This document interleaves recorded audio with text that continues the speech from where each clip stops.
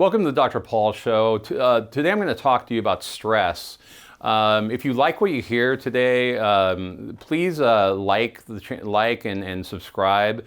Please share with a friend. We really want to grow my audience, and I want to help as many people as I can. So we appreciate if you would do that. And today I want to, again, talk about stress. Stress is something we all deal with. Every one of us has stress in our lives.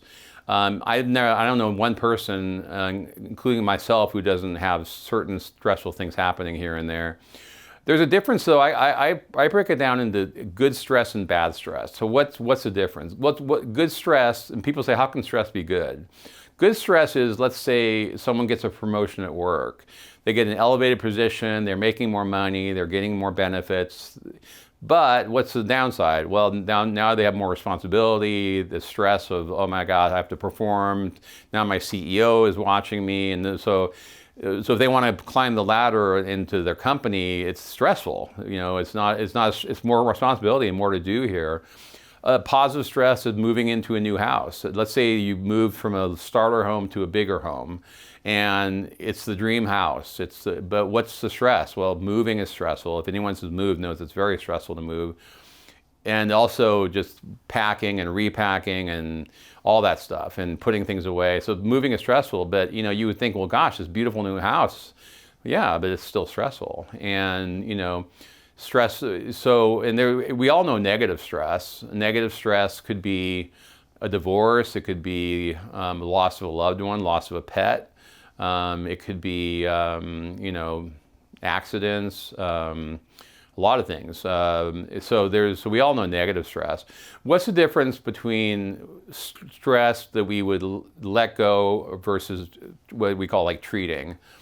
Well, it really depends. I mean, if it's a passing stress that people can get through fine and manage it, and that's one thing. If it's something that lingers, if it's something that not only is there, but it keeps going on and it alters the person. Let's say, and the person just feels like, there's something wrong with me because, so if it's going on, let's say months or weeks or months, and people are like, this is not me. I don't understand. I've never been depressed like this. Why am I depressed? I know I've gone through this, but I don't know if I've ever been like this. Why am I so anxious? Why do I have anxiety attacks? Why am I not sleeping at night when I normally was sleeping great?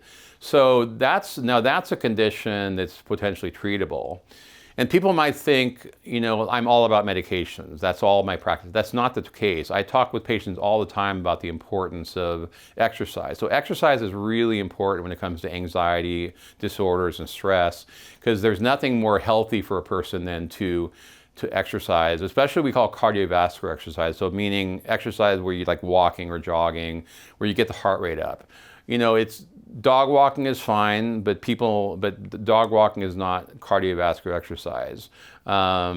Meditation is great, yoga is great, but still, if you want to get the stress down, you want to get something that's going to really increase your heart rate, and that's the kind of exercise that's the best for stress.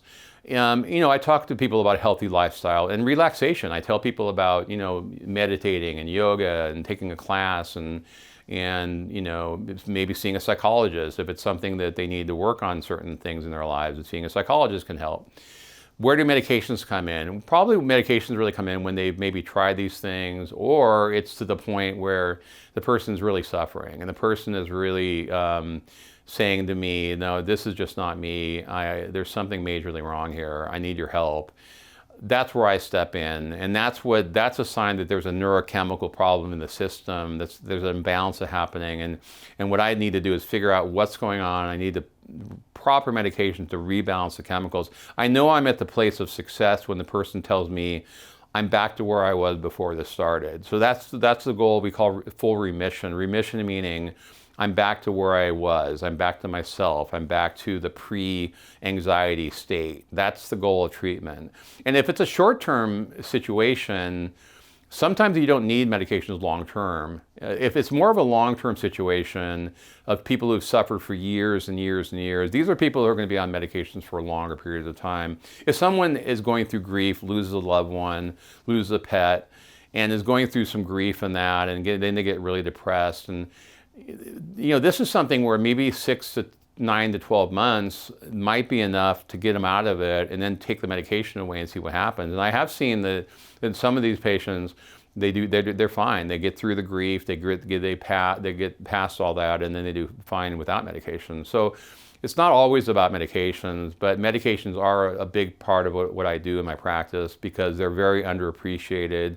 And a lot of people don't understand how much they can help, and think that they're the wrong solution, or think the pills are always the wrong solution, when that's really just not true.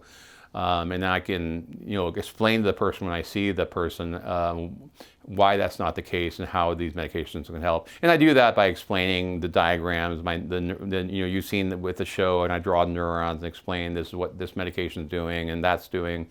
So anyway, but that's so if you like this video, if you know someone else who has a problem with stress or anxiety disorder, again, please refer them to this video. Refer them to my practice. I can help. I can they can see me as a patient virtually or in my office. And thank you for listening.